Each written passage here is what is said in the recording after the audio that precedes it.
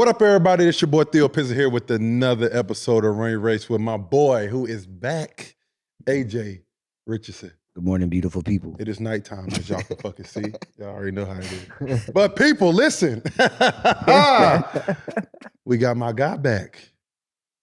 He helped us get this whole thing started. So he is a Run Your Race lifer. You know what I'm saying? We can't thank him enough. He got us started. He was our very first guest, and I don't think enough people heard his story of how he got to where he is today.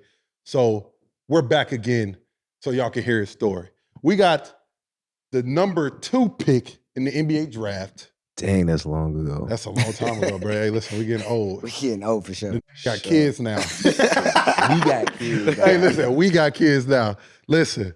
Oh, yeah. Get your Proud Dad brand merch. off. Come on, man. Hey, listen, get your merch. But listen, man, we got D'Angelo Russell here again. I appreciate you coming on, my brother. Yes, sir. You know, I'm gonna make it, bro. Y'all send out the offer. I'll be here, bro. For sure. Nah, we appreciate it, man. Like I said, D-Lo was on. That was our very first guest. Yeah. Think about that. Shit, that's crazy. That's a long time. That's about 30 guests in now. Yeah. About 30, 40 guests in now. Yeah, something like that. something like Something that. crazy. Something Yeah, crazy. But damn. nah, man, like, I really want people to understand your story of just understanding, like, you didn't have it beautiful the whole way.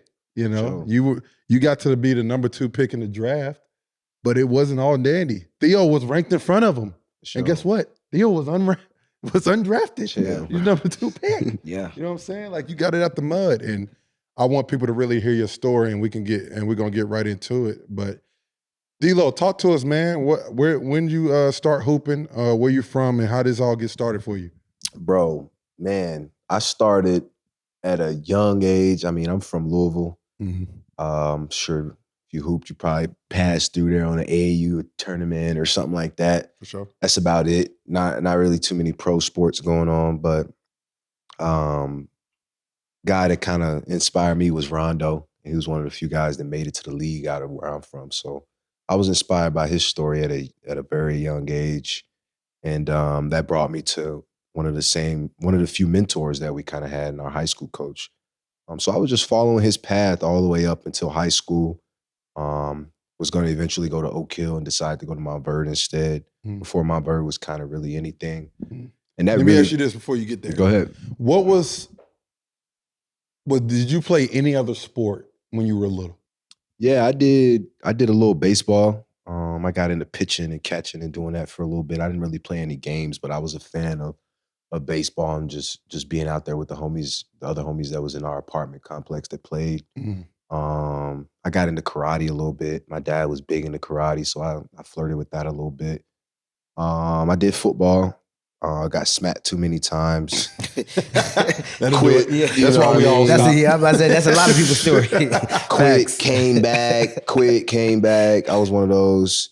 And then eventually, I mean, basketball kind of took over. My dad made me make a decision. He was like, basketball or football? Because I was starting to love football at one point. Okay. And What position? I played quarterback. Oh, yeah, that'll do it. But my high school was really good in football. And where I was going, I was trying to do both. And I knew I couldn't play at their level of football. Like, I wasn't built for that. Yeah. It was serious. And then I decided basketball, and I got a scholarship at a young age, and I really started pursuing it and taking it serious. What grade was it where you had to make that decision? It was before high school. So 7th grade was when I got my first scholarship in basketball. Damn. Yeah, so Xavier offered me, and I was like, had no idea what that meant. My dad kind of enlightened me on what the process was, scholarship and qualifying, GPA, all that. And then it became I was playing football all the way up till 8th grade, and then going into high school, I had a few more scholarships. My dad was like, you got to pick. You can't do both, risk getting hurt, all this. Yeah, facts. And that's when I took that leap, and success just flowed in as I committed to basketball. Then once I realized I wanted to do that, the more I did it and the more I lost it at competing, and I lost and it hurt, and I would cry after games and after practices and stuff like that. That's when I was like, okay, I really, really, really want to do this. So never looked back from there. When did you start playing AAU? AAU was the year I first met you, bro, was freshman year, right? Oh, yeah, Fab Frost? Fab Frost. So I started playing like, we can get into that, but I started playing like travel AAU, like outside of like Indiana, Ohio, Florida, Disney, here and there. Like we used to just touch those small cities. We didn't really expand out. And after that is when I started going onto like the circuits. I was on the Adidas circuit. I was on the Nike circuit. I was on the Under Armour circuit. Like I was in all the circuits and I got to see all the talent. So that was when I really started playing. But I started at a young age. We just didn't really we had like an A team, a B team. Yeah. Like, we play against each other in the championship of a tournament. Like it wasn't really serious. I feel you. Was there a moment in high school where it kind of clicked for you that you could play at a high level? As far as like, because I feel like there's a moment where it clicks for us and we have it and we're like, okay, I could play at this level. And then there's like a humbling moment. What are those two moments for you? That's a hell of a question, bro. Just off the top, I mean, as far as when it clicked, when I went to Mount Verde, I had a practice before I committed to the team, basically. Like I went down there, visited the school, got off the plane, they gave me some shoes, I practiced with the team. I was there for like 3 or 4 days. Dakari was there, Casey Hill, all these dudes were there. And in practice, they beat me up, bro. Like I was like, this was like humbling. Like I came from being number 2 pick, top high school, all this to coming here. I got all the scholarships to coming here to being humbled in practice before I even commit, to make me want to be like, I ain't coming here. I don't even go here. Right. I think I said that to y'all before. Like I don't even go here. So that was my humbling experience. And then all through that year, me and Casey used to battle it out in practice. Like my jersey ripped, his jersey ripped, scratches. Like my eye hurt, your leg hurt. Like we beating each other up in practice. And then I would say my senior year, we went to the championship. And our 2 point guards got kicked off the team before, like 2 tournaments before. So we played 2 tournaments without them. Then we went to the national tournament and played without them.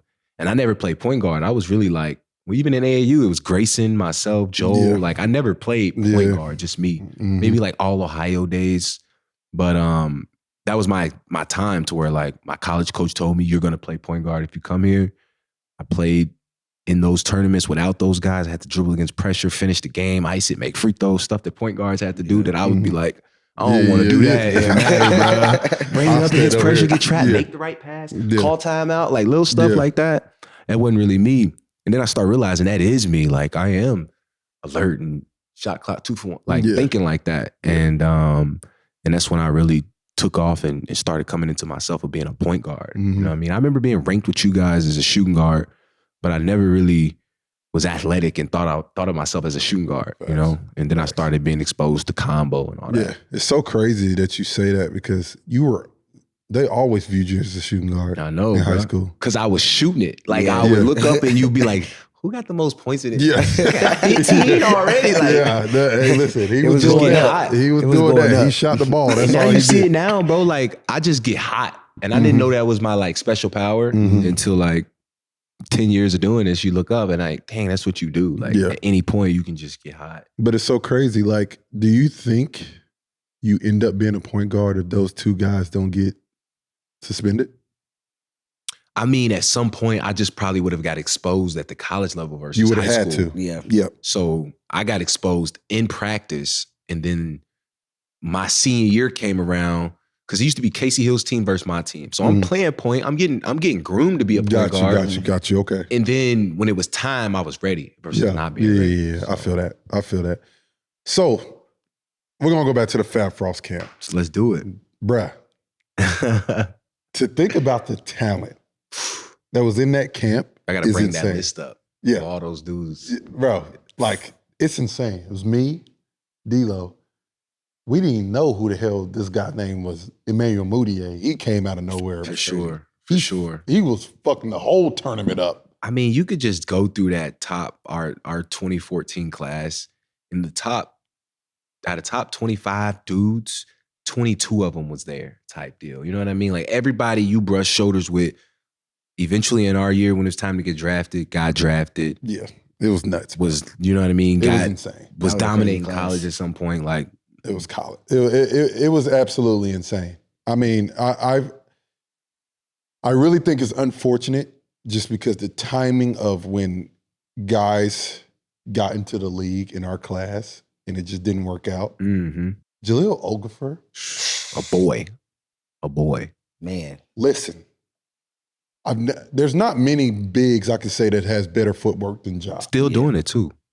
He's Still doing cooking. it. He's still doing it. It's just the game translated to a different game when he got in there, and it was That's just a fact. That's something that people don't really talk about, bro. You know what I'm saying? Like it turned into you gotta be able to guard Golden State or you can't play. Think about the player that Joel Embiid was when he got drafted the year before that. He was in Kansas killing, blocking shots, like jump hook, right hand, left hand, like now fade away. He was playing a big man game in college. Bro, now he's like He's had a to guard. transcend because of the game Yeah. was doing that right in our face. So it's And he had to involve, and I'm like, it's insane to think about, bro. Like our class was insane. You had Cliff, Miles Turner, Jahlil Okafor, Karl Towns, D'Lo, Emmanuel Trey Mudiay, Lyles, Tyler Ulis, Tyus Jones, James Tyler Blackman, Ulis, Joe Barry. Devin Booker was 20. He was Book was probably under the radar the longest. He was I think Book was he played under for the the radar, Alabama yeah. Challenge. You're gonna be under like, the radar over there, buddy. Yeah, for sure. Like he was under the radar for the longest, He bro. was under the radar, bro. Then he got had to Joe Kentucky Barry, and it was Justin on. Jackson, Justice Winslow. Jackson. Like Sheesh. we had some guys. I had some bro. studs. We had some guys. It goes. And it was crazy, bro. loony. Like, and we were all good friends. We were all good friends. I know we talked about this before the last one, but I will never forget to this day. We were at Elite, what was it? NBA Top 100. This guy. And this, this man D'Lo and Tyler Ulis. Oh, was Book there? Book was there. I think Book was in there too. We was playing manhunt on the campus. This Virginia's Insane campus, time, right? bro. One of the best times of my life. I swear to God, one of the best times of my life. What was cool was we was all like from camp to camp to camp to camp, like same group of guys. But like You know what I me mean? and you talk about that, like Yeah. It's different. because sure. you see each other so much. Yep. You know what I'm saying? And you create that bond. And it's like you see each other every fucking week. That's a fact. And literally D'Lo, Tyler, and fucking Devin were like, yo, you'd knock on the door, they'd be like, name and rank. I was like, Theo, 10. You good. You You're not you top come in. 15. You can't. Hey, listen, vibe. it'd be like a nigga come in, say his name, blah, blah, blah. 42. Get your goof ass. You can't vibe. Bro, that shit had me over weak, there. bro. And then the whole camp, I swear to God, damn near everybody else still there. We played Capture the Flag or some shit. We played manhunt, bro. It was everybody running through there, bro. Like Everybody. teams. Bro, we on the football field of Virginia campus. We're everywhere. You got to capture, bro. It was insane. I That can't is even sick. explain. We always bro. had good times like that at our events. Remember McDonald's All-American? We was playing hide and seek with the girls team. Come like, on, bro. It was sick. In the hotel. Like, was a crazy time, literally bro. like running around. We on the rooftop. We running. Oh yeah, I forgot. We were on the rooftop. It was That a great is time, bro. one It was a great time. I swear. We had We one were of the so best clubs. familiar with each other at Mhm. that, We at spent that so point. much time with each other. Then this motherfucker beat me in the ERBL championship. The Ooh. one game they don't put on TV is ours. We've been competing for a long We time, had the bro. best game. We was talking about I remember that. The other I was talking about it this weekend with Shelton in Kansas City. Uh-huh. Shelton Mitchell. I remember like That's another one. Shelton Mitchell. Shelton was in our class, and people. Shelton We We was was talking nice. about that game. He was like, that might have been like y'all team was stacked, but then they team was stacked, and they was like, that might have been like one of the That was craziest cold, And it- bro. EYBL games. And it wasn't even ever. on TV, bro. Nah. And One y'all- time they'll put did we on go in TV. overtime? Went into overtime. I don't know. We put up 100 points though. It was It crazy. was going. We was going nuts. We was stacked, bro. Nah, when y'all put Grayson on y'all team, it was some bullshit. So you Needed played you. for all the like a lot of circuits. I was on Hey, every no cap, circuit. no cap, I was too. I played. For I every was on circuit. every. I played need the ULA. Nike bags, We- the it Jordan was- bags, the Adidas bags. That's the how me and Under D-Lo- Armour bags. We was always at the at Puma camp. every No, I'm one, just playing. bro. We went to every Bro, camp. yeah. Why not? I was All right. one of the guys that was. My dad was like, no, he doesn't belong to nobody. If we making this flight or this drive, he's with y'all. Like, Now, respectfully. and I was like, shh. I got an All Ohio jersey. I got a Louisville Legend jersey. I got a Indiana Elite. Bro, No, we I'm had just a playing. Adidas Nation. That shit. Everybody. Listen, bro. For sure. We didn't discriminate at all. I ain't mad at it. Listen, So we in did y'all that here. opinion, what what separates a lot of the different circuits? So like, obviously right now in 2024, Nike has all the talent. Nike might be probably in my opinion, the coolest. I'm also biased. But you know what gotta I mean? say that. Look at your You know what I mean? So, no, for sure. But at the end of the day, you still got other talented guys on the Under Armour circuit, on the Puma circuit, and things like that. What is like the difference in y'all opinion since y'all was on all those circuits? I think it's different with us because we all play Nike, and it was the best competition, and we enjoy. I'll speak for me. I enjoyed playing against D-Lo. I enjoyed going against Ja. I enjoyed going against Tyus Jones. Every team was somebody you knew. It was somebody that you knew you was gonna see that weekend at a camp. Because the circuit. It was love off the court, but it was like, I gotta see him. Yeah. Like, sure. we named Stanley. Stanley was a man-child. Like, we had, like, you're not gonna get that nowhere else. You was You know what I'm Nike saying? had Like, the I good book. gotta see who's above me. Right. You know what I'm saying? Like, shit, Andrew Wiggins was in our class. for sure. And then he went up. I think the difference from like each group is like when it was like with Nike, it was like a family because we played on the Nike circuit, EYBL circuit, and then we went to LeBron camp, KD camp, KD camp, Nike, Deron Williams, Kyrie camp. Like we went to those camps and still found a way to like forget we was even at the camp. It was just the same group of guys that I just came from LeBron's camp and went to this circuit at Boo Williams this weekend. So it was just like everything was just filtered. Then when you would go to like an Adidas camp or something like that, you might see 4 or 5 Nike guys. Right. It ain't the same crowd. You might see the top 50 guys in the world that you don't see at all the top shit at these camps. So it's just a different little feel. For sure. That makes sense. When y'all go, I remember me and him, we would do UA. Not many people went to. I was definitely that. Under Armour. I was about to say, like, UA laced you though. For sure. They laced for you. real? Yeah, they laced you. Bro, I would come back with all those bags of gear and just lay it out. All my friends would pull up and just raid that stuff. Because I would be like, I'm never gonna wear this stuff, bro. It was too much. 10 shirts. It was too much. It was 20 too pairs of socks. 20 shorts. Like I only just need one, bro. For sure. Cool. For sure. Nah, we created definitely a family. And there was, listen, I talk to Tyus to this day, talk to D-Lo to this day. Sure. Talk That's to love. Fucking all these dudes. All these for real. dudes. I keep up with That's everybody. love. For sure. and it's like that time never left. You know what I'm saying? So that's the years later, goddamn. That shit crazy, bro. 10 years. What? But let's go ahead to your recruiting, man. Like, when did you clearly 7th grade, but like, what went into you choosing your school? I mean, a lot. I mean, I know. Look, listen to him. To this day, he got that one. I know. Beat you to He the punch, definitely my got nigga. that one. I mean, Go ahead and tell him. I think when I was going through my process, I always felt like I would just say me being naive to how good I was allowed me to step into the right situation. Like, so me, all I heard was coaches telling me what they want, what I'm going to be, what they need from me, this and that. And then one coach came by and was just kind of like, I need you to do this. So we don't want you. We need you to do this. And he just, from that day, he just always instilled, we need you to do this. We don't want you like the rest of these places. We need you. And when I would listen to Carolina, Michigan State, Kansas, it was just, yeah, we want you to come play with and we'll, and it sounded different when Thad was saying it at Ohio State. So I always had this different little love right there with that group. And then obviously I wanted to go to Carolina at some point. Like it was Carolina and Kansas really lead my league. And I think Oubre and Cliff committed to Kansas. Justin and Joe committed, and you committed later, right? You was last. Yeah, I was last. So Justin and Joe committed, and Joe was on my team. So when he was like, he's committing to Carolina, I was like, because we were early. We committed our junior years. Yeah, we did. Yeah, like We got our shit over with. Yeah, and I just remember like it was one more spot. And before I committed, I talked to Hubert Davis at the time. It wasn't really Roy, it was Hubert. I think Roy came to like one of my games, but Hubert was really showing face the most. And I was a fan. My dad was a fan, and I never really got to go up on a visit. But they were like, if you don't commit, Theo's gonna commit, man, and we ain't gonna know. Like, there's nothing we could tell you. Like, you guys are both in that position that we're looking for. And then, like, as soon as I hung up, I think I seen it the next day. He committed. I was like, God damn, bro. And it ended up working out. Swear to God. That's crazy. For sure. It ended up working out. To this day, I don't know who told me.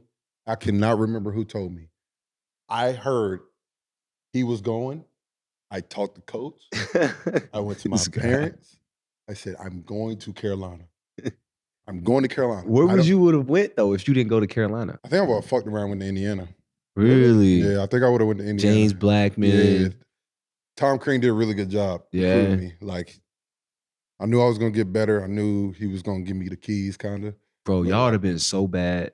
No. Troy Williams was playing like the 4. Yeah, it was crazy. Y'all was so small. Like, No, he didn't recruit big. I don't know what it would have looked like. That'd have been 5 guard out. No thanks. Man, the Big Ten, we would have booby jaw boys. What?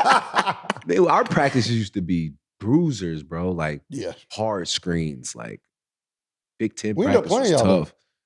Yeah, y'all did. I do remember that. Y'all was hot. That was the first time Blitz my ass. That was the first time I saw Blitz. I'm like, bro, what are we doing? Help the ass. Bro, I'm coming off ball screens like, that's that. Scary asses. They did not.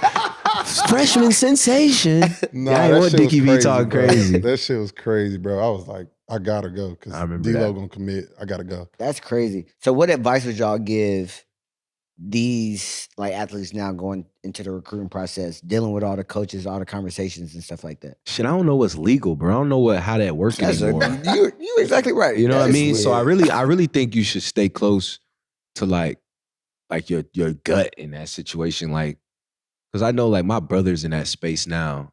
And if I didn't know my brother and met him and felt his energy when he was talking to me, like I felt my agents when I didn't know who they were. I felt that energy like right away. And that first impression really meant something to me. And we talk about it to this day, what we said. Like I did an interview process with agents. And with my agency, I remember specifically like I remembered what they were saying and preaching, and it still hasn't changed. Yeah. You feel that. So like I said, like if you're going through that process with college coaches and all that, like the parents for real, like feel that energy. Like you could look at them coaches in the face and be like, "Hey, lying, like shit." Yeah, exactly. You know what I mean? So be real with that shit. I mean, that's a great point. I mean, you know who's genuine. You can kind of feel who's genuine and who's a good dude. Sometimes, like, listen, you might be wrong sometimes too. Yeah, like I'm saying, but at the end of the day, you can kind of feel who had the best. Like he knew that Mata had his best interest. He knew like that was the best decision, though. Yeah, you know what I'm saying? Like. For sure. Yes, D-Lo, I knew he was thinking about committing, but like I had a relationship with Coach Williams personally. Sure. You know what I'm saying? So that was different from him. He had more of a connection with Hubert Davis. You probably talked to Thad more than you did for sure to anyone else. Exactly. And that probably meant more to both of us. And I say that's the biggest thing in my opinion. If you got the head coach talking to you. Oh, that's when you know it's all right, that's what's up. Listen, bro. Hit different. Listen, that's a different level. Like they want you there. Bro, I remember after practice one time, my coach was motherfucking me, bro. Coach Boyle, he was talking so crazy and just like trying to put on a show. And I wasn't even giving in. I was just like smiling, thugging it off. Like it didn't really affect me because I came from that. Like the coach is like, bro, what? Yeah. All right. So I'm just like kind of enjoying it and playing up, rising my level of competition at the same time. And my coaches were there, and he was obviously trying to put on a show, and I didn't fold. And after, my coach was like, "You know what I like the best? Like it's that." He's like, he just tried to rip you a new one, and you just wouldn't let him, and he just kept going. Like a lot of players wouldn't. They would fall. They would break. You know what I mean? One of those. And I was just like, I guess, but like I was built for it. Like he's funny as hell to me. Like that shit don't even. Bro, he's funny. So. It always inspired me from those type of conversations when you look back and you remember like, damn, he did say that or he did recognize that. You know? For sure. Who's on your Mount Verde team? My Verde, Ben Simmons for sure. That was my junior and senior year. Ben Simmons pulled up. But my sophomore year, Joel Embiid, he was there. Joel Embiid was on your. He was on He went to Verde. Verde. Hell yeah. I did not know that. A lot of people didn't know that. He was frail, bro.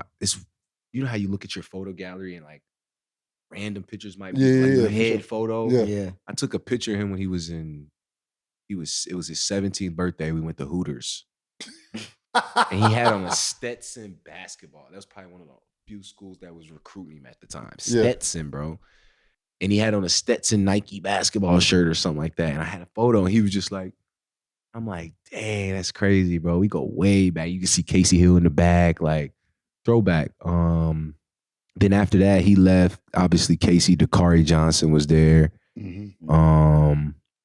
And then my next year, my senior year was, I don't know if you remember Justin Bibbs from Ohio.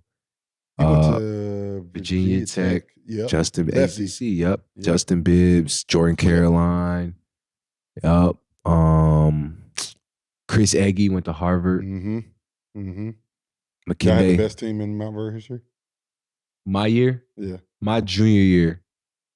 My junior year when it was. You know that's the big debate. I was about to, that was my next question. My junior year was Devin Williams, Dakari, Ben Simmons, Casey Hill, myself. Like, we was nice. Justin Bibbs was coming out the bench. Like, we was like 12 D1, like big D1s. Like, they had a lot. It was like they had a lot. Our practices was harder than the games.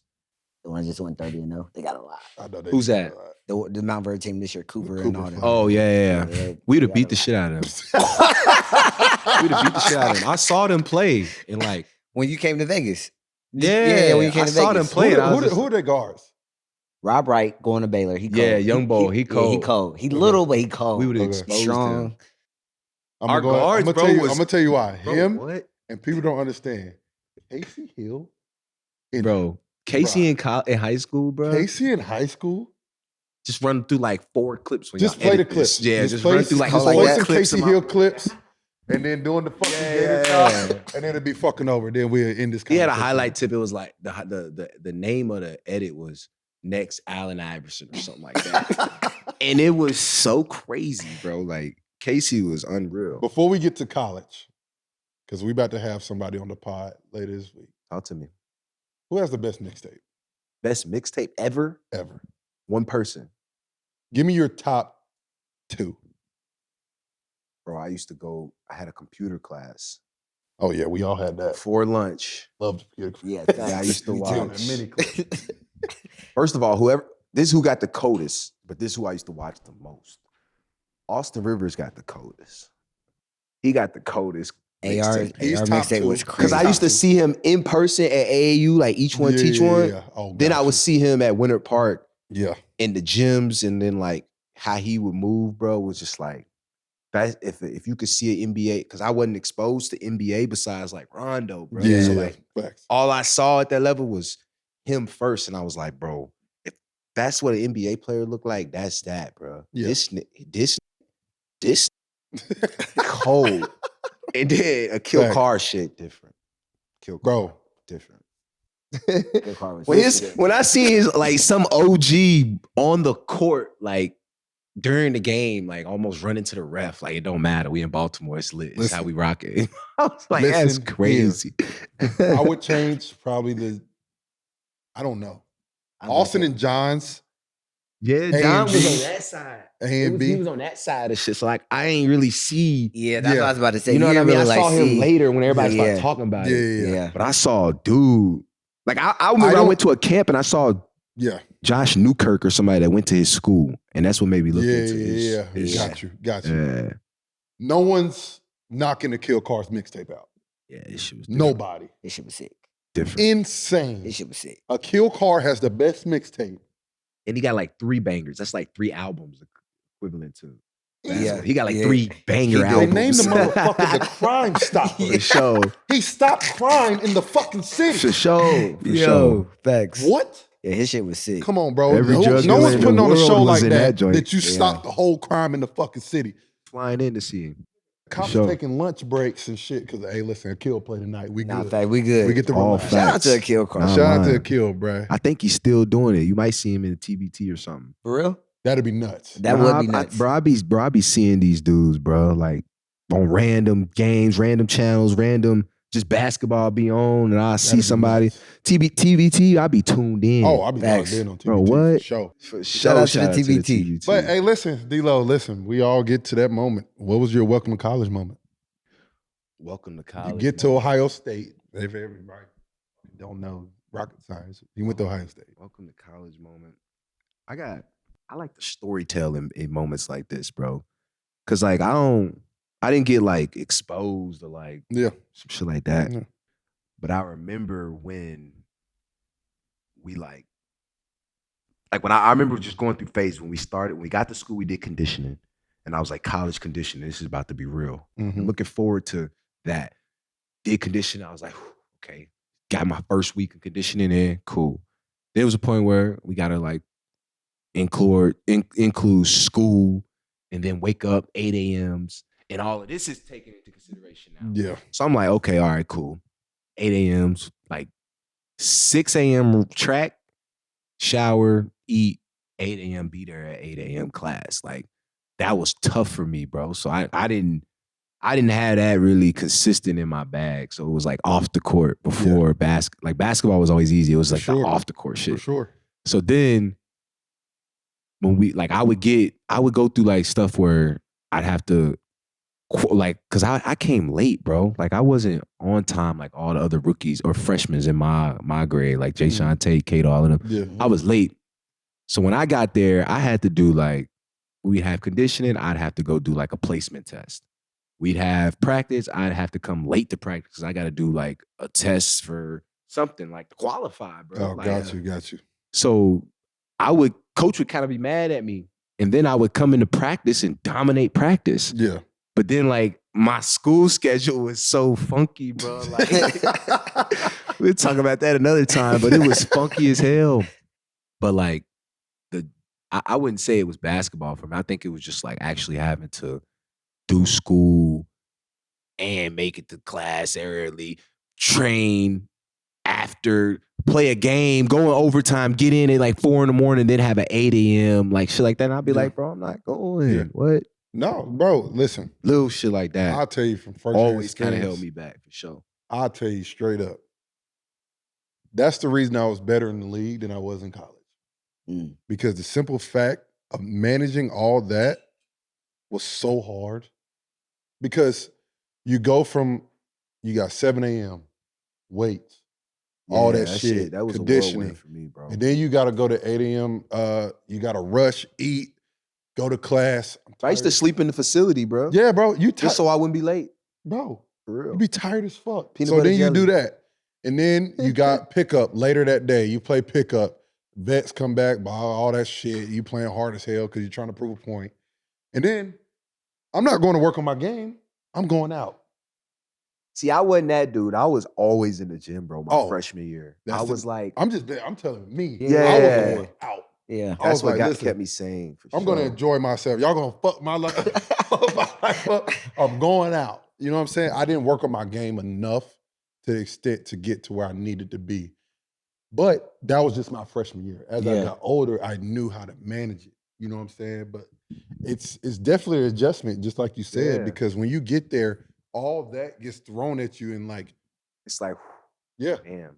I mean, high school prepared me for it in the best way possible. You went to Mount Verde. That's different. Kevin Boyle. That's different. But like, as far as like basketball, I would say we played like Marquette or something like that. And I struggled when it was like our first big game. There was like a big team we played against. And I struggled, and then I started killing after that game. Like I was low. Like I was like, dang, like what if it ain't? What if this? What if that? Got in the gym, and then it was like confidence back up. And it was like, all right, boom. And then I remember, bro, you know what's crazy is probably my second, third year in the league. Shout out to my homie Craig. I remember I was playing well, and I was just like figuring out myself in the league. And he was like, bro, you playing so well right now, bro. What you think it is? And I was like, I don't know. He was like, it's confidence, bro. It's confidence. Don't forget that. And I remember it vividly. We were literally just talking. And he was I was with you. Nah, you weren't with me, bro. No, it was the next year I was with you. Oh, in Brooklyn, for sure. But those years. And we were just chilling in the living room or something. He was like, it's confidence, bro. Whatever you doing, whatever you got, it's the confidence you're doing it with. Remember that. And ever since then, I'm like, I ain't making shots. I ain't this. I ain't that. My confidence gonna be there. So when I do, you ain't gonna see me just like coming out of a shell. Like I was high and like happy go lucky either or. So for sure. It's crazy. It's crazy because even this is how much like we supported each other as a group in our class. Oh. I knew the game that I said he gone. Northwestern at For Northwestern. Sure. Yeah. I said D'Angelo Russell is going to the league. Yeah. Oh. He was those surprised me though. Like I ain't know I was he was telling the you. best player on the court. There was nobody that could do what he was doing, bro. I'll never forget. You had that left hand pass. You threaded the needle. I said that nigga like me out there. He like me out there. I just can't do it yet. I gotta earn it. He like me, bro. I was like, damn, play the clip, Hong. I know you can find. Well, Peter, shit, we got Peter here this week. Right. Hey, Peter, find the fucking clip. Threaded needle. He went. What you had? 30 something with the game winner and some shit. Ice in there. I think we probably went in overtime, bro. Had Yeah. like 30. Mm-hmm. Over with. Game time. You knew you was going after that, bro. I just remember being like every time I played a game or played a practice or scrimmage, I wanted the film. Like I wanted to watch it. I wanted to rewatch it and be like I was such a fan of me. Yeah. Like, dang, bro, you just went behind the back right there in pressure, like in like traffic, and then found a way to shoot the floater. Yeah. Like, what was I thinking? Right? Like, it was just I would just be in my own world watching film, bro. Tell them about your scrimmage against. Then you have scrimmage against West Virginia. West Virginia. Hell yeah, we got the footage, bro. Listen, bro. Y'all got the footage of the shit? Listen, bro, that's how sick I am. I emailed our old GA, bro, like 5 years later, like, can you send me all our games? And he sent me all that shit. So, like I said, this was like transitioning to where like I wasn't practicing. I came up late, practiced like a few days before we went up to a scrimmage. I remember us going up to West Virginia. Mind you, Devin Williams was on my team in high school. So I knew, I'm talking to him still. He's like, yeah, bro, we practice hard. Child. Yeah, he's like, we practice hard, bro. Bob don't play, bro. This football practice here. I'm like, dang, word, when we coming up there, bro, I see you. Boom, boom, boom. We get in there. He don't shake my hand. He don't look at me. He was straight. Like, we just was cool. It was all love. But you could see what the energy they was coming with. Like, we about to rock y'all boys, whatever. Yeah. And I just remembered him like, full court press. I wore white tights. Mine was bloody. Like I had a undershirt. It was ripped. Like I remember like the press really bothered us as a team. Like all throughout the year that it bothered us, but that scrimmage really opened our eyes to that. Like we got to protect the ball against the press or whatever. They was pressed. We was turning over, boom, boom. But at the same time, I remember just killing, bro. Like I was unconsciously killing. Like if I got the ball, I made a play. I might dribble off my foot, turn over, but I come down, hit an and 1, 3, 4-point play. Like random little shit. I was just like, dang. And then I rewatch it. I'm like, bro, I'm cold, bro. Like, you know what I mean? Really just surprising myself. Just really surprising myself. And ever since then, every practice, every game, I was just having so much fun. And I never felt like it was like Jay Sean, I tell you, bro, we used to be in like games and shit. I'd be like, bro, shoot it, bro. Like shoot it if I throw it, cause like that's the best shot. And they be like, bro, you gotta shoot it at this time. Like we need you to have it. You make the play or some shit like that. And I'd be like, bro, I'm gonna get mine. I'm not worried. I need y'all to go. So when it's time, they ain't worried about me, like little shit like this. And they probably wouldn't understand what I'm trying to point guard the game. Like get y'all going early. Then I'll revisit that. And we eventually got them. We would laugh at little shit like that because I would always be thinking like a few steps ahead. And for sure. Just little shit. For sure. That makes sense. But that's the elite level that you were at. Like, no offense to those guys at all. Like, you were at a different level than them at that moment. You know what I'm saying? Don't know it. You don't know it. You don't know it at the time. And it's crazy when you look back and you talk about these things, you think about those little moments that make you to the player and the person you are. Because this game is just strictly confidence. Sure. You know what I'm saying? Like it clicks for you. Like, damn, nah, hold on, wait. Bruh. And then you watch it. When you watch it, you be like, hold on, wait. Yeah, facts. I'm nice as hell. Bruh, the worst thing that I could have done was play for the Warriors. To see how Steph Curry prepares. Are you kidding me, bro? Yeah. His practices, like he practices every shot. Like off the ball, right hand, behind the back. Like you warming up, he's practicing half court shots. Like you think it's like, as a team, we warming up. Like, why you dribbling? Why you got a ball? Why you chucking the ball at the rim? Like it looks crazy from the perception. Yep. But really, he shoots those shots in the game. Yeah. This is a great time to practice. While we all stretching, like he's gonna get unlimited of them. We stretching, we getting loose. He's chucking it from half court. He's making them, and it's like, all right. So when he gets to the half court with 0.3 and he's asking for it, he makes it, it's like it's no surprise. So like seeing his preparation made me really want to be like, all right, I can shoot from anywhere. Bro. Because as the years went on and as I'm becoming a pro, my warm-ups are only things I shoot in the game. Like come off the screen. All right. Late pass or some shit. You know, playing with Luka. Yeah. I used to have them just fucking. That's a fact. Hold it. Throw it to That's me. a fact. You know what I'm saying? Like, hey, listen, that's a fact. I worked on all that shit, bro, because like at the end of the day, those are the shots that's gonna get you paid. Yeah, facts. So 100%. You gotta work on that shit. That's a fact. And if I have any advice, and you can let me know, work on your game. Try to get as much as you can, but like, just be efficient, and they're gonna fucking draft you. Be efficient, make shots. You're going to get fucked. I swear to God, if there's a guy who's 6'7", 6'8", and he can defend and he can make a corner three, the NBA scouts will rave about him. That's a fact. Oh my God. He's going to be the next best thing to slice the bread. That's a fact. They'd be like, damn, we need him on our team right now. Because every team has that star. You know what I'm saying? They got the guy who's going to take those shots. They don't need you to fucking out there be goddamn D'Angelo Russell. So shut the hell up. But D-Lo, man, you go through your freshman year. You knew you was leaving? Not till late. I always say I didn't know until late. I was committed to Ohio State for a few years. And then, like I said, I would surprise myself in these scrimmages and in these games to where, like, you hear the rumblings, you hear everybody kind of preparing what we going to do next year, what we going to look like. Yeah. Where we gonna stay next year? Where y'all trying to stay? And I'm like, bro, I'm trying to stay. Nigga, you're not gonna win it. Talking about. Yes, I am. But y'all, y'all don't know it's the worst gone. when your teammates start doing it. For real. We used to do that shit to Justin. Like, what we doing? You're going to the league. Gone, bro. What are you talking about? Here. So, I mean, when I start hearing that and then just, this is like, you would see ESPN on, you see yourself trending, you see him talking about you, this and that. That's when you start realizing, okay, I got a chance. And like I said, my stock was like 21st pick the next year, after my second year. And then like 10 games in, it was like first round this year, 31st. 10 games in, it was 15. And then 25 games, it was top 5. I'm like, shit, I guess. Got to go. Yeah, I guess. But I was enjoying college, bro. I love college. That's what I would advise to all the younger dudes. Like, go do college because the league ain't going nowhere.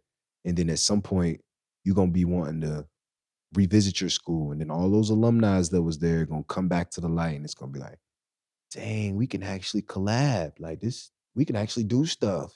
You can actually support my podcast. We can actually do this. And it's laid out right there just because you got that Carolina right here. You got that Ohio State. So that shit matters. Hey, listen, that's a great point. Like, buy into these universities. For sure. You know what I'm saying? Because they listen. And stay. I wouldn't even These leave. motherfuckers doing it now, the NIL. I was about to say, he making money too. Like, it's a lot of college guys that's making more money than guys in the league that's like on a two-way and things. You know what I mean? If my son coming up, I'm gonna be like, listen, son, come here, listen, hold on. I'm gonna give you this right now. Big story, little big plug while everybody's listening. The Cocoa 5, don't leave him hanging though. Don't leave him hanging. Hey, listen, Miles. This Miles Get the Cocoa 5, bruh. He ain't want to come true. Come on, bruh. Talk about it in this space. You in the space now. You hear me? You in the space now. Run your race. Cocoa 5. Talk to him. Come on now. But if my son comes, sit right here, son. Not yet, though. Listen to him. You might not, it ain't like overseas maybe, but like where your dreams at? Like I want to find that out. Like you thinking you NBA and you ain't really got a chance, son. Yeah. Stay in school. Like, let's start marketing yourself a little bit more at this level. Branch in this level. Like, you can stay here. Like, you could graduate here, buy a house around here, and still keep whatever you had going, going, like, for years to come. So, like, you know what's crazy, though? It's going to be so different by then. Yeah. I already know. It's going to be so different. But look in the mirror is my point. Like, oh, yeah, for sure. Yeah. But the thing is, he has you. You know what I'm saying? Like, you've been through everything he could possibly think of. You know what I'm saying? Like, that's one of the reasons, like, I started my brand is like, we got to be proud. We got to be understanding, like, you being there is going to help him tremendously because you're going to give him game that he can't get anywhere else. Yeah. You know what I'm saying? We learned that. Like, our dads gave us as much game as they knew, but they ain't never been to the NBA. Right. They ain't never been at the highest level and dealt with the trials and tribulations that we have been through. You know what I'm saying? So we can give them all that. Listen, you going to tell it, but you done been through a lot. You know what I'm saying? I ain't telling it. I'm done telling it. No. My quiet shit, y'all. I barked all year and responded to y'all boys. Listen, I'm back on my humble shit. I ain't got nothing to say. I like it. Back in my under Patrick's rock, I like to say. Facts. Facts. For sure. But this show is sponsored by BetterHelp. Life can get very busy. With work, with kids, you have to make sure you stay happy. In those situations, you always want to make sure you don't neglect yourself. And if you find yourself not having enough time to take care of yourself, therapy is a good way to go. As you guys know, I've used therapy in the past. And it's not only for trauma, it's for organizing your thoughts and just finding the best version of yourself. And just simply talking to someone can help you out tremendously. If you're thinking about trying therapy, give BetterHelp a try. It's completely online and it's designed to fit your busy schedule. All you have to do is fill out a brief questionnaire and you'll get matched with a licensed therapist. And if you want to switch, there's no additional charge. Never skip a therapy day. Go to betterhelp.com/race to get 10% off your first month. That is BetterHelp, HELP.com/race. Hey, listen, you get to your first year at Ohio State, you're done. You leave it. How many workouts you do? Went to the combine. I did 4 workouts. I did four workouts. I did 5 because I did 2 with the Lakers. Mm-hmm. So yeah, my workouts were weird. I didn't compete. You know, you go to the combine, everybody coming back talking about doing their interviews with the team. So I got to participate and do that part. But then like for pre-draft, we stand in Agora Hills. So Book, Cat, them dudes leaving, coming back. Well, Book was really the one leaving because he wasn't. Yeah. He did probably 10, 12 workouts or something like that. So he'd come back and be like, oh, it was this. They made me run this. I had to do the shooting test, all that.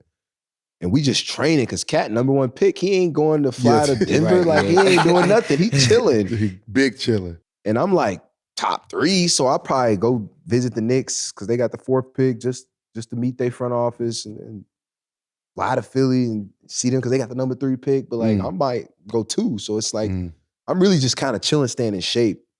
And then I did a second workout with the Lakers, ended up being better because a lot of my workouts were just me with some coaches, and they had me doing testing, and I failed. I'm not 20-inch vertical, man.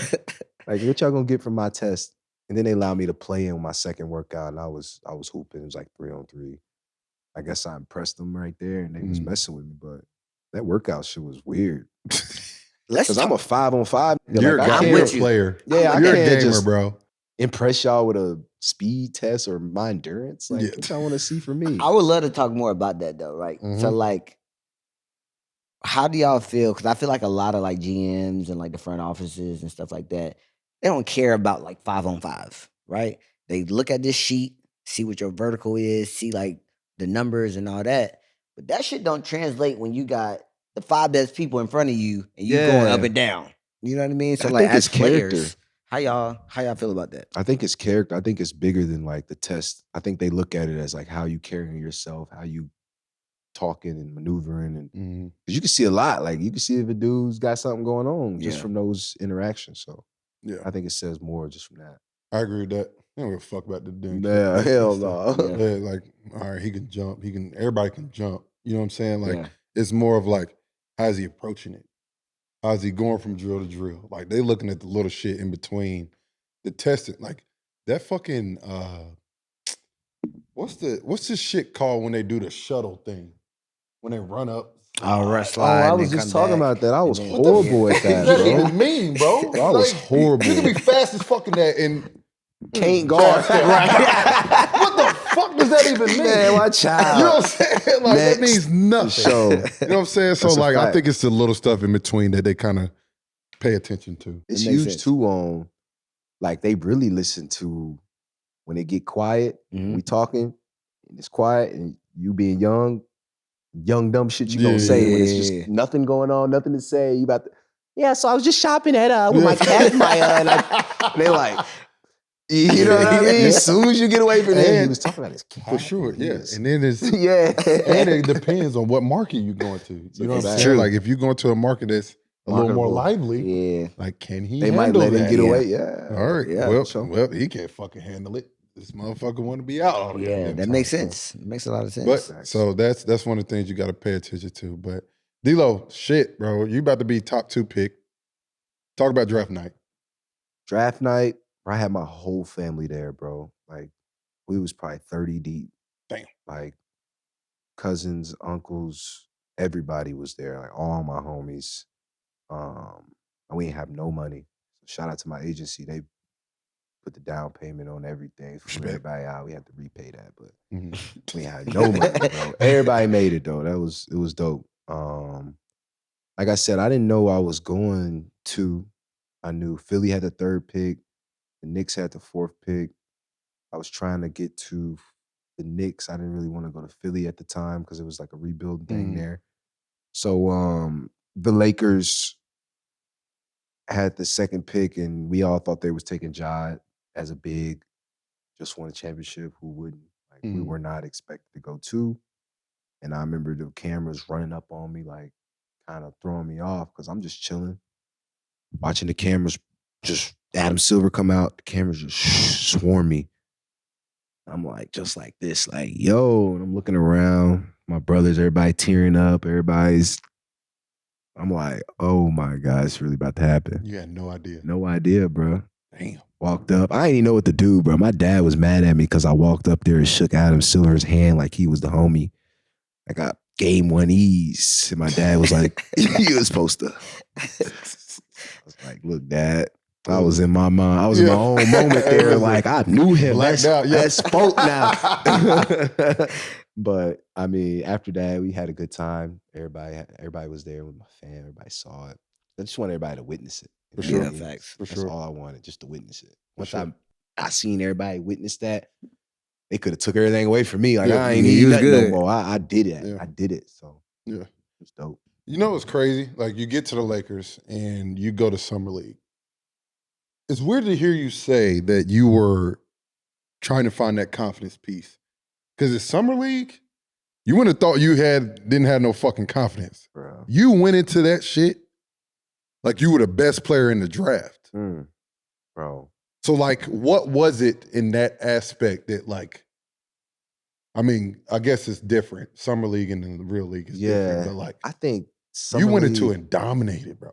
I think Summer League, my first year, I wasn't even great. You know what I mean? Like, I felt like I didn't even really get to show me because I had a bunch of hungry dudes on the Lakers Summer League roster. Like, the Lakers Summer League roster y'all were stacked. is a roster that, like, you slick still getting TV games. Like, people seeing these games. You know what I mean? It's a big deal, South Bay Lakers. So, it was some dudes that was from that team that was just, like, on our Summer League team, too. Look older. They were hungry for sure. So I didn't really get to showcase myself for real. Then my next year was when I really got to take off.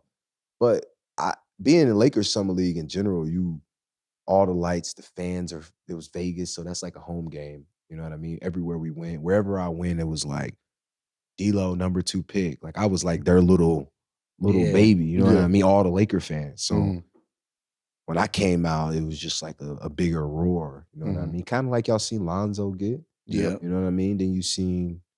Who else got that after? He was probably the last dude. B.I.? No. Nah, it wasn't the same. No, B.I. It wasn't the same where he had hype. Yeah. It was probably just you and Lonzo. Yeah, I think we got it because they going to big you up. Yeah. And if you ready, you going to take off. Mm-hmm. Yeah. You need some time to blossom and groom yourself. Yeah. You're going to struggle. Yeah. That's what I felt like my Summer League experiences. For sure. That first year, you was a cold. Hell yeah, it was a great Talk time. about that. Great time. I mean, once again, I was just naive to his whole legacy at that time. I'm 18, bro, so I'm young and dumb. I'm just everything's funny. Kobe Bryant. Let me see if I can make him laugh. Yeah. Let me see if I can. Just young and dumb, bro. So I got it the hard way. He wasn't laughing. He was serious all the time. He smiled. All the time. He was just but he little bro me though. You know what I mean? It wasn't like shoe fly. It was like little bro. Like you should do that. Think about this. and I'm moving at 100 miles an hour, and he'd be talking. He was Mr. Miyagi, and I Yeah. hear him, and then I'm moving again, and then you get a text from him, and he'd be like, and then I'm moving again, like, you know what I mean? It was just it was a blur for real. But little things come back, and I remember a lot of stuff he was saying. It was a good time, bro. Just to get that your first year, kind of like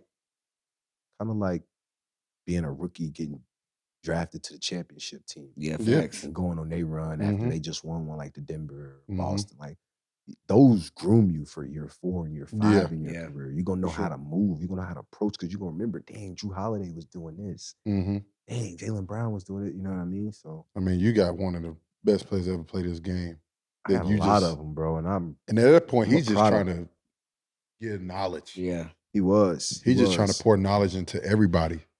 But I was 18, bro. So the knowledge he was kicking was way over my head. Way over your head at that point. And I'm looking him in his face like, and not hearing nothing he's saying until like it's just Kobe. Years later, for sure. For sure. How do you adapt to that though? Go ahead. Like how you adapt to that? Like you 18, you move to LA, playing with Kobe Bryant. Like a lot of people can't do that shit. You know what I mean? So like how do you what hobbies or what like coping mechanisms did you have or found to help you like get to where you are?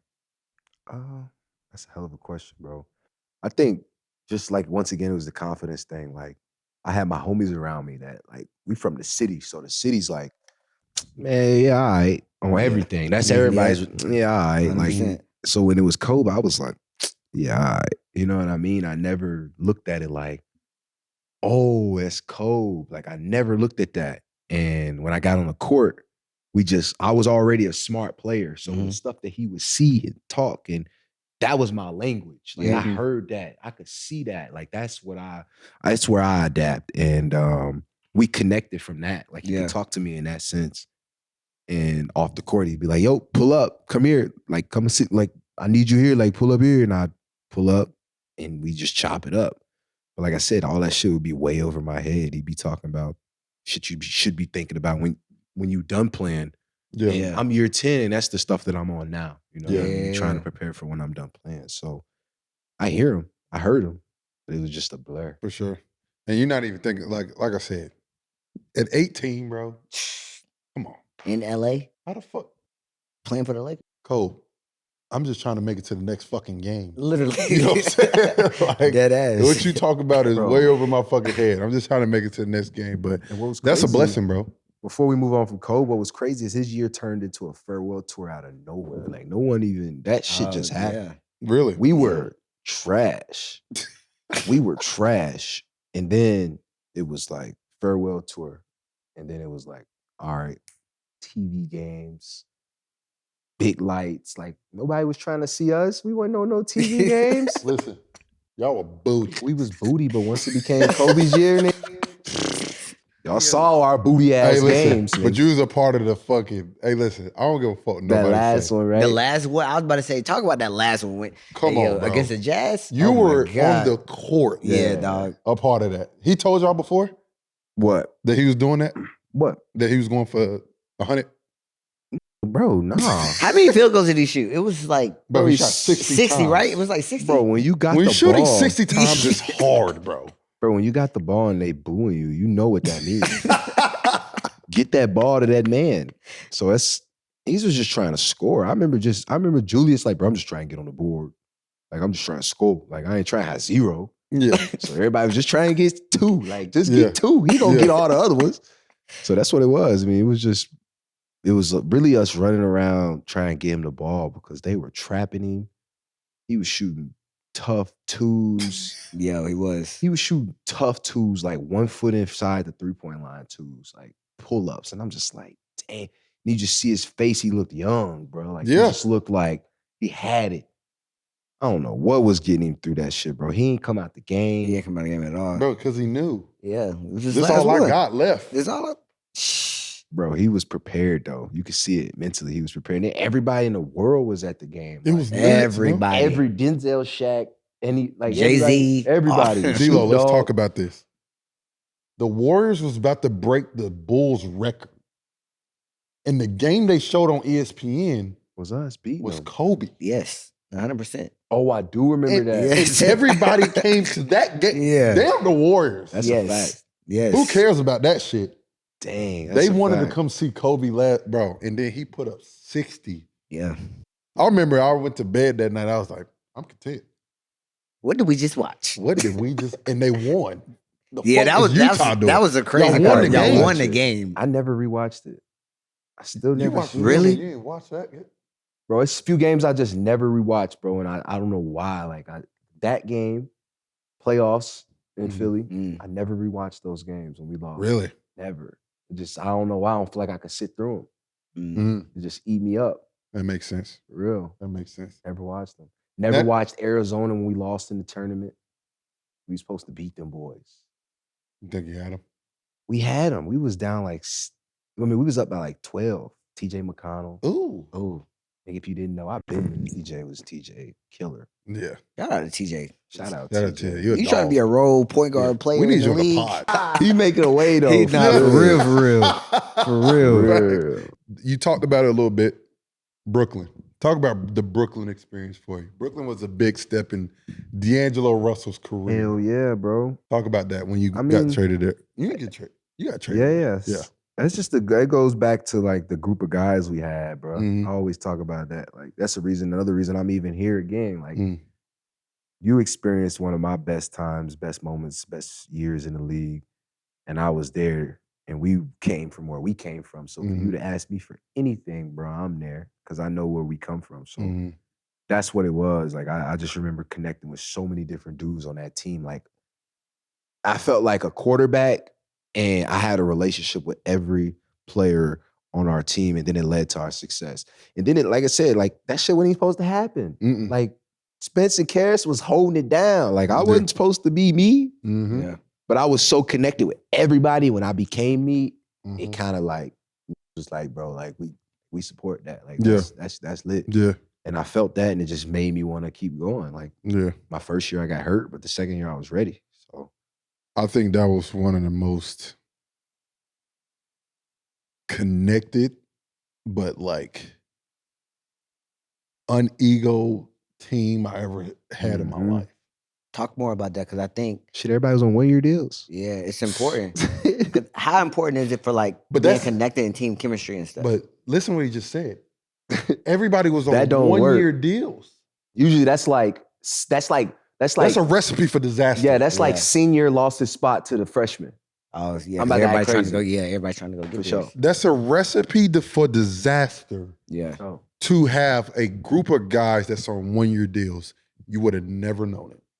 That's crazy. For sure. Everybody got paid after that. Oh. Everybody.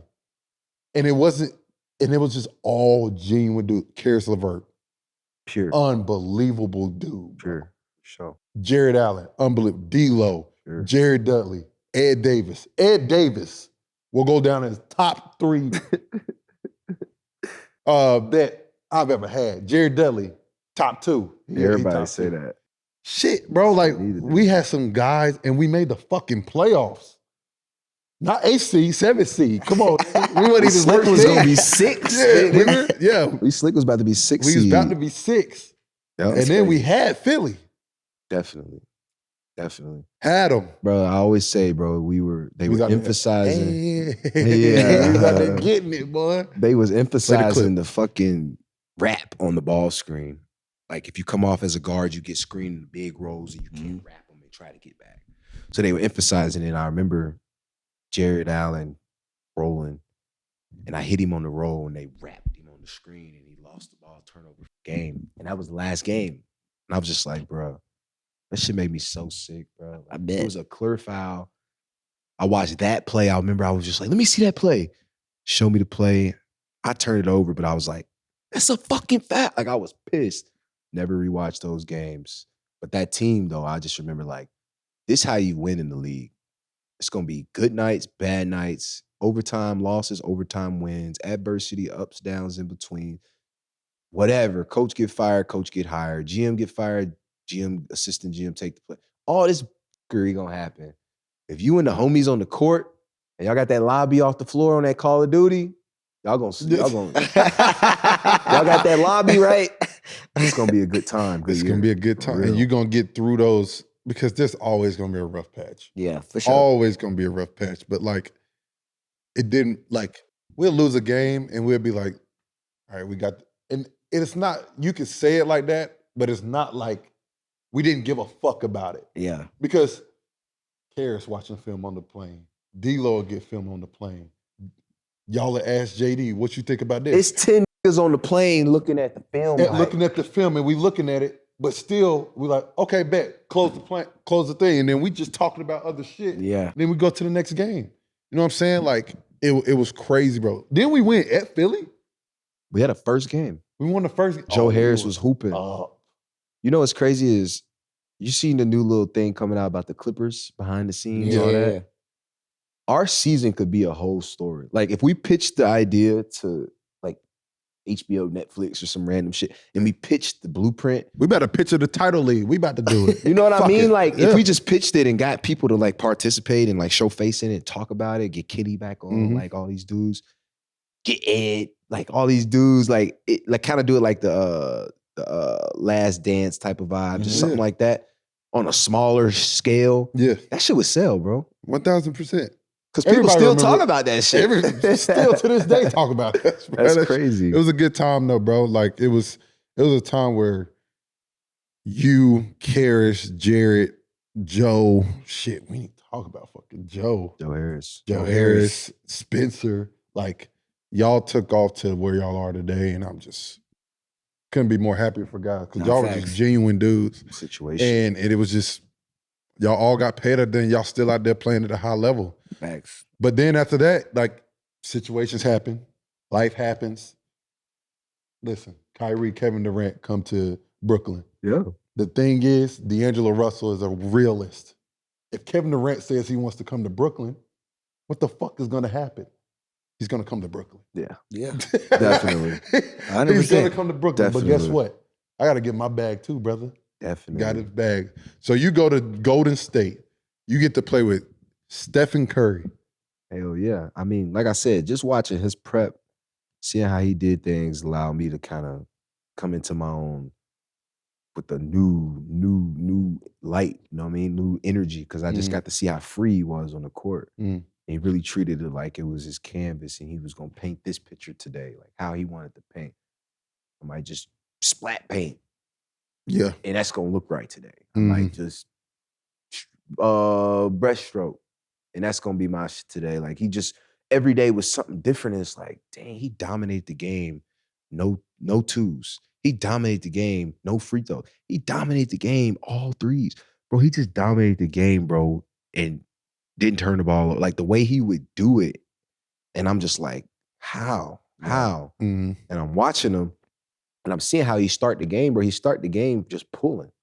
Just pulling. Let me see if this shit gonna go in. Bro, just because it could possibly. Let me check my temperature. So he's just pulling. If you look up and I'm just pulling, if I make 1 for 5, you're going to remember me pulling though. Yeah. Next time I get here, you're going to be running me off that line. No matter what, It's know the I'm fear capable. factor. Exactly. Now that leads to me just getting in the lane, trying shit. Yeah.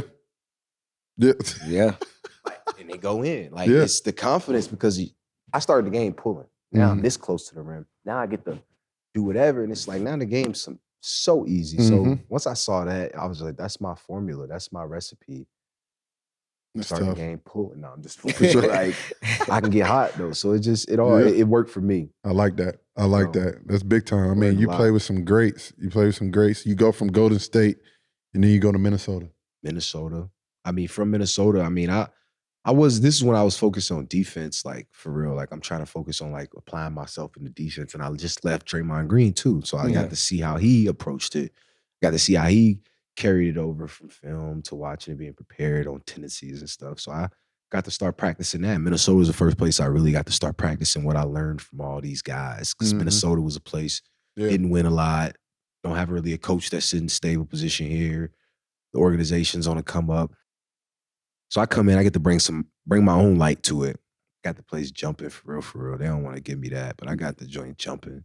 Definitely jumping. And it was, we start winning, we get like just all throughout that, we get healthy, we get coached, and now you see what they are, and it's shout out to those boys. But That was one of the few places other than Brooklyn that I got some stability in my career. Sure. And I got to buy a house, settle down, and enjoy that.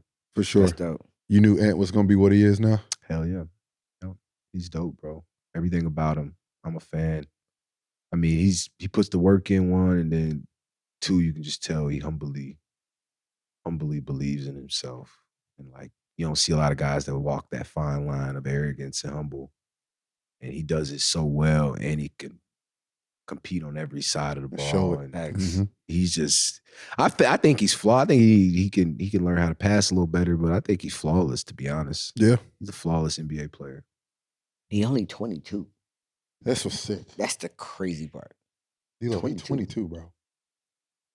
I mean, that's why I'm trying to just get my little money and get the fuck out this way. I always tell them, bro, I'm trying to get out of their way, bro. Look, I'm gonna be the old young dude that just, I'm gonna be like, damn, this ain't even 30 yet. But shit, I'd have been around for a minute. Yeah, Not facts. bro, it's And crazy, bro. Y'all got it. Y'all got it. He's Y'all got 22, bro. 22. And 22. taking on the league, like, this my shit.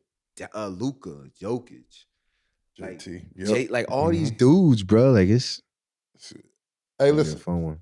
league in a good place. It's in a good hands. Niggas in good hands. Wemby. Yeah, Wemby. Wemby. I told niggas he should have been rookie of the year, defensive player, most improved, all NBA, slick MVP. Like for real, bro. Like he gonna do some shit. No fucking reason He gonna do some he shit. shouldn't have been defensive player of the year. I agree with you I don't 100%. give a fuck what nobody That's says. a 100%. fact. There's zero reason he should. People were scared to shoot the ball on them motherfuckers. Yeah. 1-on-5 fast break was shooting jumpers. They was running out to the 3-point line. I don't know how Rudy Gobert got it again, but I agree with you. I can't wait to float Wemby. Just tell me I can't wait to dunk him. I can't wait to float your big ass. Go get that one. He gonna be like, I saw what you said. Look at that. You're a little clever dude. I For sure. But let's talk about your last stint. Well, not your last stint, but your stint right now that you with the Lakers. Talk about playing with Bron, man. Like playing with Bron, AD, that core. So coming here, the last year when we came, we clicked right away, and I was like, dang, this is not what I expect. And we was playing at a high level, like that was cooking. hot potato the ball, backdoor, no look lob. It's just like that's basketball. Yeah. We were on the same page, and we have no time to get there. We just did it, and I was like, damn. And then we went through adversity first time during against Denver. And that was like where teams were trapping him, blitzing me, denying this, making this. And it was like, we ain't seen that all year. So it was like, whoa, we get swept, whatever. Then we go into this year, we had time to prep, just like our core guys that we had. We weren't healthy, but like we had a good core from last year. And we were playing at such a high level again, bro. And I'm just like, in the midst of it, I'm like, dang, we not winning. Dang, we trying to get this game. Dang, we got to do this. Dang, we got to win. But I'm like, now looking back on it, I'm like, dang, bro, I was really hooping at a high level with this dude that like dominates the game. Yeah. Like, if he came down and made a play every time, people would be okay with that. Yeah. And some people would probably be like, bro, he got to pass the ball. Yeah. It's like, majority of people going to be like, okay, they want to see that. Yeah. So for a guy to be in that, in the mix of it, next to it, it's like, I understand. Y'all want to see him shoot that joint every time. Yeah. But me, I'm like, bro, like I can help you. Yeah. So for him to allow me to help him and us to play at a high level and AD, all these dudes, that shit was fun as hell, bro. For sure. Like, that shit was so fun, bro. We had so much fun. I go out and say just like, people don't, the basketball world doesn't see the game the way people who play it the same way. And that's the issue. You ran into a team who made big shots in big moments. For sure. Jamal Murray made some big fucking shots. He did not play well at all the whole fucking series. Yep. Made some big shots though. Cool. Y'all had the fucking games. You were winning the games. It just didn't work out. It wasn't the year. That doesn't mean y'all had a bad fucking team. No. You know what I'm saying? Like, who the hell knew the OKC Thunder was going to be the #1 seed in the West? Nobody. Yeah. You knew it was going to be the #1 seed? #1 to start the year? I knew that was gonna be nice. I ain't think that was gonna be #1 though. He lying. We probably got it documented, bro. I said Minnesota and OKC gonna be what Memphis was last year, the year before, whatever year they was cooking. And the Kings, bro. I Really? said that shit. I said it because I knew Mike Brown was gonna have them boys jumping. Yep. I knew that coach at OKC got some shit to him. He don't Yes. say nothing. Yeah. No, he definitely got some He shit got to some him. shit, He bro. got some shit. And that's those are dudes you gotta worry about. And then who was it? Minnesota. Yeah, like Nas is a year older, Ant's a year older, Cat's ready to be like, if you ain't got it, I got it. Like versus like, this my shit. Yeah. Like, Yeah. stepped in line. You know what's scary about OKC? They a big away. They need one more big. And then it could get spooky over there. It's a fact. Yeah. Big or a vet? Big. Big. Big? They don't need, They don't need no vet. fucking. They just need a big. Shea bro. Alexander is a fucking issue. Yeah, 100%. Trouble. 100%. Trouble. He's a fucking 100%. issue, bro. MVP. Yeah. MVP. Hey, listen. They be letting him get away with the shit. He's definitely though. MVP this year. MVP. 100%. He's definitely MVP this year. Everybody gonna talk about it. All right, I won't say nothing. The what? Oh, yeah. They let him. Hey, get the fuck off me. But I feel like Jokic get away with the damn hook every time. Listen, I mean, there's a lot of y'all that you get away with shit. yeah. Y'all niggas get away with a lot of shit. We do get away with a lot of shit. Listen, we got to everything we got to everything. You can't think of nothing else. Yeah, nah, It's been a good pod it's to a me, really my good pod brother. right here. D-Lo, Every time. listen, we appreciate you getting on, brother. Man, love, bro. You know People I got needed you. to hear this. People are glad. I'm glad you're back. Time to go get the bag again. That'd be nice. But D-Lo, that's a great pod, brother. I appreciate you coming on again. Always. And like I said, and shout out to my sister graduating from North Carolina Central. Love Shout you. out, yeah. HBC But, vibes. Yeah, HBC Shout out to your vibes. parents too. Tell them I For said sure. what's good. For sure. For Heard you some of sure. the cookie. And Miles, Yeah, Miles. You ain't hating. nothing more I need to say. Well, let's get it done. But that's another episode of Rain Race with my boy AJ Richardson, my boy D-Lo. You already know. Y'all know we getting bigger and better. Peace. Peace. I'm about to get it. My boy. Brother. Anytime, bro. You need anything. Let's I take got this you. flick right quick. Let's get it. Already. Take this flick right quick. You in the Let's middle. do it.